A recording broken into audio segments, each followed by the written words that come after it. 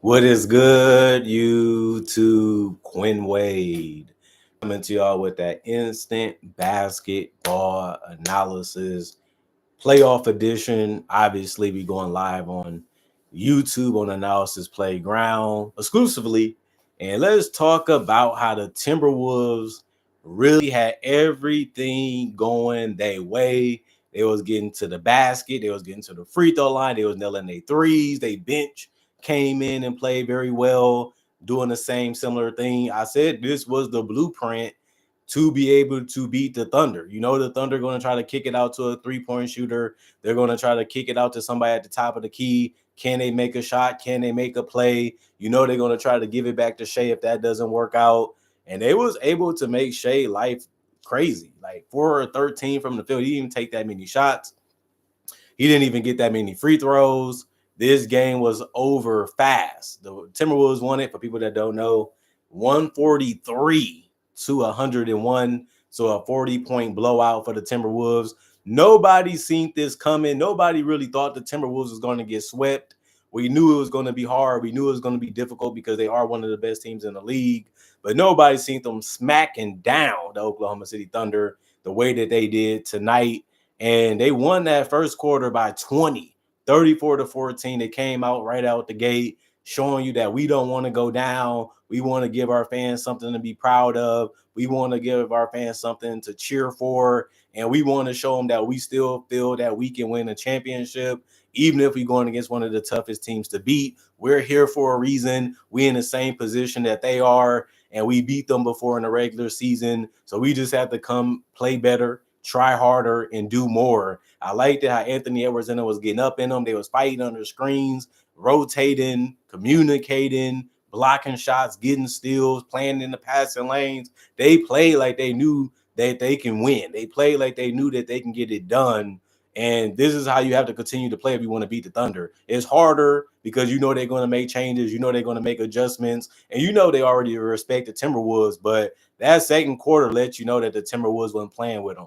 38 to 27 to follow up that first quarter. They destroyed them in the first half, but that wasn't it because they did it two in the third quarter, 35 to 29. You got to give credit to the Thunder finding ways to score, finding ways to get some success on them. But when they made buckets or they made shots, the Timberwolves came right back and did it better than them in the third, in the fourth quarter, because they won the fourth quarter 36 to 31. You got to give the Timberwolves a lot of credit. We haven't seen the Thunder get outplayed like this in a long time, but it happened tonight. We know that it doesn't matter too much because the Thunder already is up 2-1. They can still win the next game and still win the series.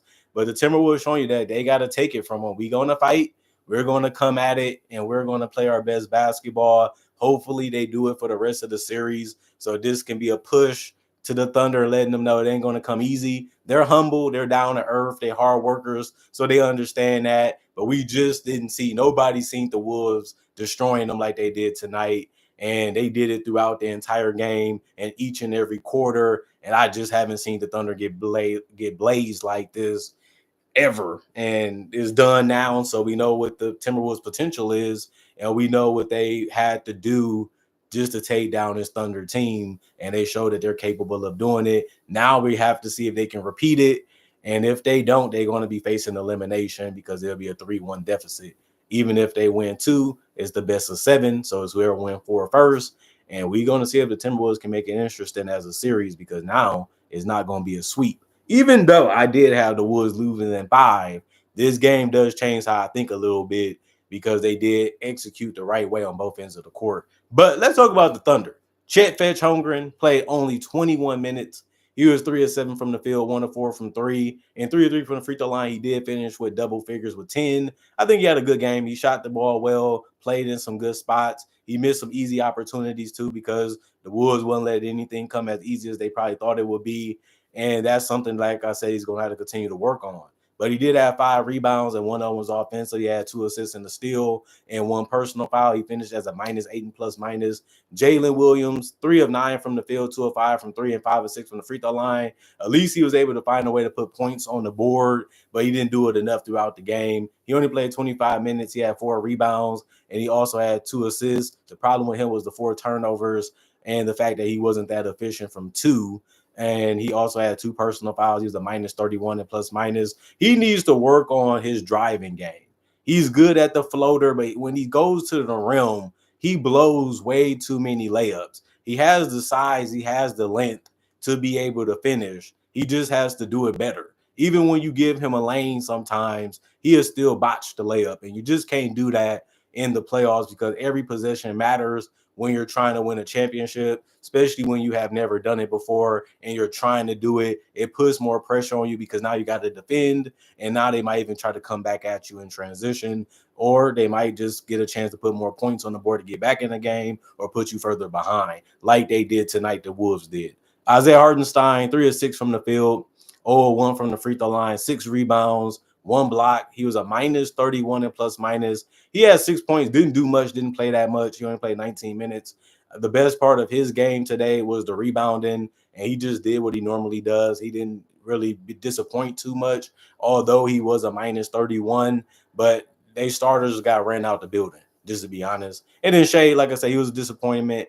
28 points, 4 of 13 from the field, 2 of 5 from 3, 4 of 4 from the free throw line, 2 rebounds. He did get a block, but he also had 4 turnovers and 2 personal fouls. He was a -32 and plus minus. He ended up having the most points with 14, which was tied with AJ Mitchell for the most off in the game. But you can't really say that that's something to be proud of when you're the best player in the MVP, in the leader. They go as you go. And that was the type of game that he ended up having where the starters didn't really find themselves either. Lugens Dort, 22 minutes, 2 of 4 from the field. It was all threes that he took. Normally, that's what he does. He might mix up some twos in there with like layups or pull-ups, but he didn't really get those opportunities. I like the looks that he took. He did shoot good enough, but he didn't take enough shots because he only played 22 minutes. 1 rebound, 2 turnovers, 3 personal fouls, and a -22 and plus minus. He ended up having 6 points. Jalen Williams, Jay Will, 17 minutes. He was 0 of 6 from the field, and it was all threes. The difference was he did take 2 free throws, and he finished with 2 points, so he didn't go scoreless. And his threes was basically wide open. They were just giving it to him and just leaving them open, and he still couldn't make the defense pay for that. But at least he took the shot because you got to keep the defense honest. 5 rebounds, 1 of them was offensive, 3 assists, 1 steal, 2 turnovers, 3 personal fouls, a -7 and plus minus for him. Dylan Jones, 10 minutes, 4 or 5 from the field, 2 or 2 from 3. 3 rebounds, 2 of them was offensive, 1 assist, 1 steal, 1 personal foul, plus 2 and plus minus. He ended up getting in double figures off the bench, which was great to see. He ended up having 10. He was ready. He brought a lot of energy. He was ready to contribute. He was ready to play. He was able to do multiple things on the court tonight. It was in too big of a hole that it was just some good exercise and some good experience for him. And that's just good to see that he was able to play well in the minutes that he got. You can say the same thing about DJ. He's been playing a lot, but he only played 7 minutes tonight, which is a lot for him. 2 of 2 from 3, made the open ones. That was good to see. He took no free throws, but he did get 1 rebound. He did also get 6 points. And then Kenrich Williams, 14 minutes, 4 or 6 from the field, 0 1 from 3, 1 assist, 1 turnover, 1 personal foul, -3 and plus minus. He ended up getting 8 points by the end of the night. I like his shot selection. I like how he was scoring. He's just a smart, heady player, and that's why he's on this roster, and he was able to have a good night too.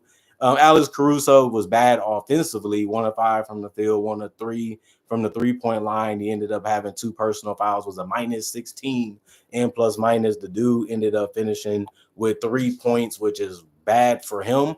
He didn't really make a difference too much defensively either. Just wasn't his night, but he tried to do what he could, and it didn't really work that well. You can say the same thing for Isaiah Joe. He did play a lot of minutes, though, 17, but he went 1 of 7 from the field. He kept trying to go for the big play, which was the 3, but he ended up going 0 of 5 from there, even on good looks, which is unfortunate. 3 rebounds, 1 steal, 1 block, -8 and plus minus, 2 points. So that's the type of game that he had, which was bad. And he did compete defensively. That's the best part of his game tonight. The scoring just wasn't there for him. Aaron Wiggins was 2 of 5 from the field, 1 of 3 from the 3-point line. He played 16 minutes. He had 2 assists. He did get a turnover and 2 personal fouls. He was a minus 12 and plus minus finish with 5 points. I would consider that a good game for him because I liked it, his playmaking. I liked it that he brought pace to the game, speed to the game, and it really helped them put some points on the board because they was looking at it like they wasn't even going to get 100 points tonight, and the bench was at least able to get them that far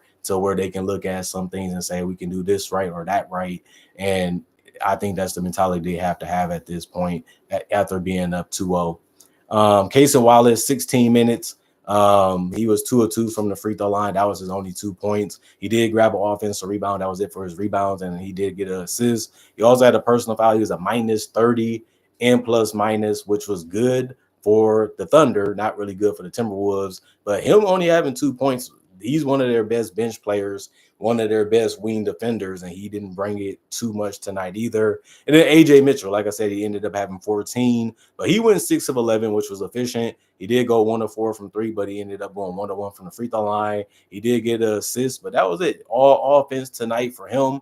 The only thing that he really did was get a steal, but it was already over at that point. 19 minutes for him. 2 personal fouls. He was a minus 12 and plus minus. 35 86, 40% from the field. 14 of 44, 31% from 3. 17 of 19, 89% from the free throw line. 31 rebounds, 19 assists, 5 steals, 3 blocks, 14 turnovers, and 20 personal fouls. And then you just look at the Timberwolves. They basically played everybody too because the game was just so out of reach. I love what I seen out of Julius Randle using that handle that he needed to get to his areas and to his spots. He still went 2 of 5 from 3. He was able to come to the paint and bump and knock and get get shots to fall from the free throw line too, because he didn't settle for the 2 or the 3 throughout the entire game he was playing. And he finished 9 of 15 from the field. There's nothing more you can want from him, especially when he's scoring in different variety of ways. And he also got 4 rebounds and 3 assists. The Timberwolves didn't really miss that much this game. He was part of the reason because he shot so well too. 4 personal fouls, plus 38 and plus minus. He ended up having 24 points. Jaden McDaniels tried to switch it up a little bit offensively, try to add some more to his repertoire. Didn't really work tonight. 26 minutes for him. He was 3 of 9 from the field. He still was able to hit his spot ups and his threes, where he went 50%, 2 of 4. He did go 2 of 2 from the free throw line. He finished with double figures with 10. He was a plus 28 and plus minus 2. He had 0 turnovers. He was a guy that ended up having 2 personal fouls. He did have 4 assists and 6 rebounds. 4 of them was offensive. I look at it like it's a good game for him when you just want him to shoot the ball a little bit better when he's trying to do it off the dribble. That's one of the hardest things to do, and he's still learning how to get that done. Rudy Gobert felt like he was excellent defensively for the most part. Played 28 minutes, 3 of 6 from the field, 1 of 2 from the free throw line. He did get some boards, 7 to be exact. 2 of them was offensive. 2 assists, 2 steals, 1 block. 2 personal foul, plus 23 and plus minus. He ended up having 7 points, which is something that he's going to be around. You really want him to be in double figures, but things worked too good for the starters and for the bench that it just wasn't needed tonight. Same with Mike Conley. He took 8 shots, which is around what he takes, and he only played 22 minutes. But he was 2 of 8 from the field, but he went 2 of 6 from 3. He did get 3 rebounds and 2 assists and a steal, 1 turnover, a plus 12 and plus minus. He ended up having 6 points by the end of the game. Not his greatest game, but not his worst. And he kept the defense semi-balanced too by keeping the ball moving and trying to make the right play and just going out there defending when he was out there. He did a good job there. And then Anthony Edwards, 30 minutes, 12 of 17 from the field, 5 of 8 from 3, 1 of 2 from the free throw line. He did have 30. This is a game where he needed to step up. He needed to play great. He needed to demand the ball. He needed to put pressure on the Thunder to make decisions. Check, did all of those things tonight and even helped out on the boards again. 9 boards for him. 1 of them was offensive. He did the combo guard thing where if you're trying to double or trap, I trust my teammates to make a shot or make the right play when they get the ball. You have to be like that if you want to be a superstar in this league. 6 assists, 2 steals, 4 turnovers, 2 personal fouls, and a plus 36 and plus minus. And on top of that, the whole starting lineup did be a plus 10 or more in this game, showing how well they played with each other and off of each other. Josh Minot, 8 minutes, 0-3 from the field, 0-2 from three. He did get one block, one turnover, and that was it for his night. Didn't play that great, didn't play that well. Although he doesn't play that much, you would thought he would be happy to get on the court. He shot like he was happy. It just didn't go in for him. I can say a difference was Leonard Miller, who most people don't know, but he was 8 minutes deep in this game. 5 of 6 from the field, 1 of 1 from three. He did have 3 rebounds. 2 of his rebounds was offensive out of that. He also only had one turnover with 11 points. Anytime you can get 11 points in 8 minutes, that's a great game, especially when you're doing it efficiently. And that was the main reason why he was able to do it. And he only took 1 3 too. So the man was scoring the way he wanted to, get into the basket and things like that. So I like what he brought tonight. Luka Garza was ready to play, and he did a good job too. 5 minutes for him. He was 3 of 3 from the field, even hit the fadeaway, even hit a three in this game. So he finished with 7 points. And that was it. That was a highlight of his night, and he had fun in it. -2 and plus minus for him. Nas Reed played better, 19 minutes. We knew it was going to happen eventually before the series was over. He went 4 of 6 tonight from the field, 2 of 3 from the three-point line. Couldn't make threes in another game, but he was able to make 2 of them tonight. He also was able to grab 8 rebounds off the bench, which was great. He had 2 assists in a block. 4 personal fouls, that was a little bit of a problem, but he was a plus 23 and plus minus. He finished with double figures with 10. Dante DiVincenzo shot better, and he didn't shoot too much either, which was good. But he did play double figures in minutes with 16, 2 of 2 from the field. It was all threes that he took, and he went perfection from the three-point line. 1 rebound, 3 assists, 2 personal fouls. He was a plus 24 and plus minus. He ended up having 6 points. Nickel had a great game also. Like I said, they had to really step up off the bench, and that's something that they did do very well tonight. 18 minutes for him, 5 of 9 from the field. He went 2 of 4 from three, split them. You gotta love that. 0 of 1 from the free throw line. That's probably one thing he want to have back. 3 rebounds, 2 of them was offensive, 2 assists, 3 turnovers, plus 15 and plus minus. He was able to get in double figures with 12 tonight. Jalen Clark played 9 minutes, 2 of 2 from the field, 3 rebounds, 1 assist. +2 and plus minus. He ended up having 4 points. Terrence Shannon Jr., my guy, 13 minutes, 5 of 8 from the field, 1 of 3 from the three-point line, 4 of 4 from the free throw line, 2 rebounds, 1 assist, 1 steal. He also had 2 personal fouls, plus 11 and plus minus, 15 points, which was the most off the bench tonight. The man was getting to the basket, getting to the free throw line. He was even able to knock down a three. He was ecstatic tonight, showing you that he was happy that he was playing. He was feeding off that crowd, going crazy as he should, because he had a good game and did some things on the court, even defensively. And man, it was just a beautiful night for them. And even Rob Dillingham, he didn't shoot that good from the field, kind of was rushing, kind of forcing things up. He had played 8 minutes and he finished 0 of 2 from the field, 0 of 1 from three. And then he went 1 of 2 from the free throw line, but he did score. Of course, he's going to use that speed and that dynamicism to be able to find his teammates. He finished with 4 assists. That was the highlight of his night, was finding his teammates for easy buckets. Other than that, he had a board, and that was it for him. And then Joe Ingles, the old guy, Jingling Joe, didn't play. He was the only guy that didn't tonight that was healthy. Other than that, 55 of 96, 57% from the field, 20 of 40, 50% from three. If you can shoot that good from the field and shoot that good from three, it's going to be hard to lose unless they're matching it or they turning you over and getting some good blocks.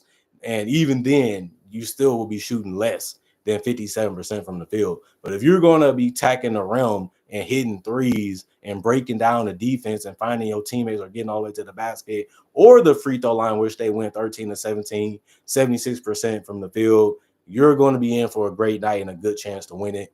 But they did have 11 offensive rebounds and 50 total. They destroyed them on the boards. Not enough people was talking about that, but they lived by that rebound and they killed them. They killed the Thunder real bad there. They also out of system. They made more shots. They made more plays, and they had 30 assists, which was obvious. 6 steals. They won that battle too. OKC usually always wins the steals battle. Not tonight. It was won by the Timberwolves. They played hard. They really wanted it, and they even did that from the start. and they never let go of it throughout the entire game. 3 blocks, they tied on that. They did only have 10 turnovers, which actually was less than the Oklahoma City Thunder, and they had 18 personal fouls, which was less than the Thunder. So they really brought their A game. They really played smart. They really played together. They fed off of each other. The crowd was the 8th, 9th, 10th, 12th, 15th man in this game. And man, I'm just like, wow, they actually just did that to the Thunder. Wow. They ran them off the court, man. They conceded in the fourth quarter. Like, we just gonna put the bench mob in because there's nothing we can do to win this game. They actually could have did it in the third quarter, and it would have made a lot of sense because this game was embarrassing for the Thunder. And it just shows you, man, you got to be working on your game. You have to be taking it serious. You have to be expecting what the worst because every team wants that Larry O'Brien that's left. They're going to look at it like I looked at it when I was younger. I came too far to lose now. And if you have that mentality, you can have a game like this. This type of game motivates you. Well, we did what we wanted to them in this game. We feel like we can do 2-2 in the next game after we win it. And that's how the Timberwolves fans and that's how the players should feel and the coaching staff. Everything went our way. We played harder, we did more, and we feel like if we can replicate this performance and be prepared for them to come out more aggressive, we have a blueprint and a schematic type of defense that we can play and do and have some success to give us a great chance to win again. And that's the only mentality that you can have if you're trying to win this series, if you're trying to tie it up, and if you're trying to make sure you ain't going home. And the Timberwolves started it great tonight, and they was fantastic throughout the entire game. I don't really have too much to criticize them for. I don't really have nothing to really say bad about them, but you got to make more free throws, and you got to make sure you don't turn over the ball that much, and you got to make sure everybody is making sure they're moving and finding ways to get open. So it's just not Anthony Edwards trying to find a shot late in the shot clock, chucking it up, or Mike Conley or even Julius Randle. These guys got to get the ball early so they can try to find a great shot for themselves or for their teammates. If they do that, they can keep the Oklahoma City defense off balance, and it can make it tough for them to be able to respond because every time the Thunder was making shots or trying to make that run, the Timberwolves was already ahead of them. Y'all made 2 threes, or y'all getting excited because y'all made a 3, or y'all made a 7-point swing. We gonna come right back and do it again. And I'm like, wow, if y'all gonna play that way, man, y'all can do some things in this series. I'm not gonna say I'm gonna hedge my bet. I'm not gonna change my mind. I still got the Thunder winning. Don't get that confused, but we gonna be real and keep it a buck. the Thunder got it handed to them tonight, and they couldn't. They was like at 32 points in the third quarter. Like y'all barely can score. It looked like, you know what I mean? Like they was really struggling to put the ball in the basket. Like I said, in that first quarter, the Thunder only got 14 points, and that's really bad. Like the game was basically over after that first quarter because they could never gain no momentum. Like you just can't do that. You know what I mean? When you're still trying to win a championship and you're still trying to get that goal accomplished. That's the hardest thing to do is stay healthy with your best players through the regular season and stay healthy through the entire playoffs because that gives you your best chance to win. And they have been healthy this year. I know they got some bad injury problems last year. They dealt with some Chet injuries this year and some Jalen Williams. His hip got a little damaged. But other than that, y'all have no excuse and no reason why y'all can't win and finish this series off. And I'm looking at it like, man, the Timberwolves, they did their thing, man. And they played like they had the swagger. They played like they had confidence. They played like they knew they was going to win this game before it even started. And sometimes you do feel that way, but you got to back it up and play and do that on both ends of the court. And they did it. I'm like, dang, man. Dang. Like the Thunder got ran out the building. They say, y'all not welcome in Minnesota, man. We can go see y'all at y'all home, but y'all don't need to come see us here. So we going to see if they can do it again because that's what they're going to have to do unless they want to be on the brink of elimination. Other than that, comment, like, subscribe, share, hit the notification bell for more analysis. And thank y'all for watching the video and thank y'all for checking it out. But other than that, I got different conversation videos that I do just like this one about NBA only topics. I also do breakdowns of real footage of legends, current legends, rookies, and also future stars. I also do mock draft and draft coverage. So you love that type of stuff, this is the channel for you. Plus, I got over 3,000 plus videos already on my channel that you can watch and enjoy. Plus, I upload videos every single day that I'm living, so that give y'all something to watch and something to look forward to. And I got so much content that I still got in my mind that I'm still trying to give y'all by the end of this year. So I look at it like this.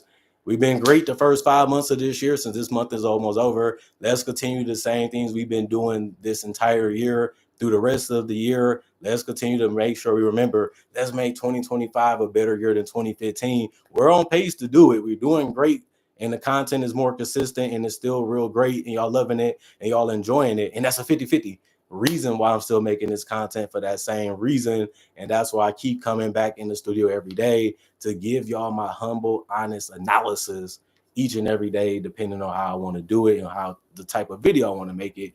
But y'all still love it enough to appreciate it. And that's why I love you guys for that. Hope you guys had a good weekdays. Hope you guys enjoying the weekend. Thank y'all for giving me some time on y'all weekends to make some time for my analysis, man. I appreciate that. And I see that y'all look forward to it and want to check it out. So let me continue to go that way. Other than that, y'all stay blessed up. Y'all be good. Other than that, I'm gone for now. Peace out. And see you guys hopefully tomorrow with more analysis. I'm going for now. See y'all later.